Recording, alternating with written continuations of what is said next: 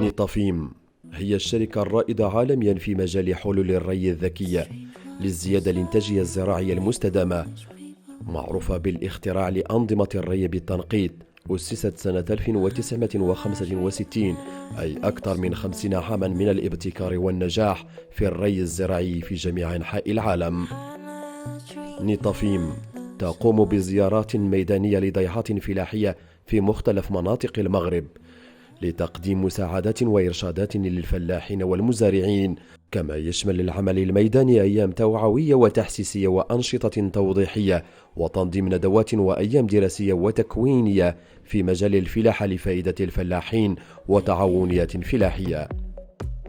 احنا اليوم في اليوم الأول من الدورة التكوينية التي تقوم بها شركة نيطافيم، نتواجد بمنطقة تزناخت إقليم ورزازات للوقوف عند المشاكل اللي كيعاني منها شجر اللوز.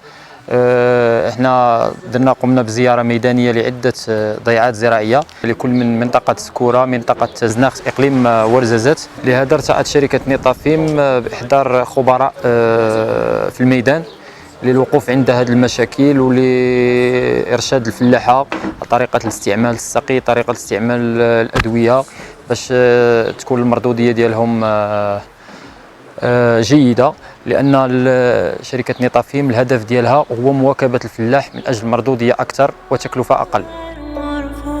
هذه المرة حطت شركة نيطافيم رحالها بإقليم ورزازات، حيث قامت رفقة خبرائها وطاقمها التقني بزيارة ميدانية إلى عدة ضيعات في واحة سكورة وتزناخت للاطلاع على المشاكل التي يعانيها شجر اللوز، مع تقديم نصائح للفلاحين في مجال الري وكيفية العناية بهذا المنتوج. منظمة النادي دان سننا زعما كاين التعليمات كاين التعليمات في اللوز اننا كنمشينا نتيكا يعني هذا كاين الارشادات ها ميتر تسكار ها ميتر تيكا المهم يتكربلن ها ميتر مشتن وما اننا لا نغري وانا مغري لا الكوتا كوت يفاس ايتيلي لا نغري كمان نزري كمان ايغن الاحسن. ايوا المهم بزاف الارشادات نيت لازم قلنا موري لا لوبار المهم على دوامان على حساب وانا كان 3 سنين. المهم اول تزبر غادي شري تبيا ولا ما علم خصنا يكان وين نيزد وانا تتبي والتالي خصت اوري تبي دوامان 70 لتر في النهار. ايوا غادي مشينا انا كان الله يجازيهم بخير. حنا دابا عندنا الناس هادو ديال نيطافيم وهاد الخبراء هادو اللي جاو على برا البلاد باش يلقاو لنا حلول، ربما تكون ماشي ربما مي حنا عندنا اليقين التام باللي غيتلقى ان شاء الله شي حل لهاد المشكل هذا اللي كاين هنايا ان شاء الله. واسي ملي انا خدمت واش كان جنيت اللجنه المنظمه ملي انا خدمت السوا الشرط ملي انا القصر مش كيتلوح ملي انا اكل ملي بزاف المسائل ملي مش كتسكر الشرط مش كياكل كثار يحري بزاف. بعد الزيارة الميدانية لمختلف مزارع الفلاحين بواحة سكورة وتزناخت، وكعادتها نظمت شركة نيطافيم يوما دراسيا يهدف إلى تكوين وتأطير الفلاحين وتعاونيات فلاحية في كيفية تسميد وسقي شجر اللوز. And I am working around the global with all the orchards around the world. I came here now to give a seminar and to help the Moroccans almond growers. It was very interesting to see the way the almond growers are growing here. I think we can push the growers a lot and give a good, much better result and better growing. And I think we can support the farmers a lot and get much more yield. لقاء تكويني في مجال سلسلة اللوز، ومعنا الشركة نيطافيم هي اللي نظمت هذا اللقاء. الله يجزهم بخير، جاوا مع شي اساتذه محاضرين من خارج الوطن. راه الناس كونوا مزيان وراو لهم الكثير والكثير فيما يخص المجال ديال السلسله ديال اللوز. وكنتمناو المزيد من التكوينات حتى تكون التعليم على صعيد المنطقه ديال الجهاد الجنوب الشرقي.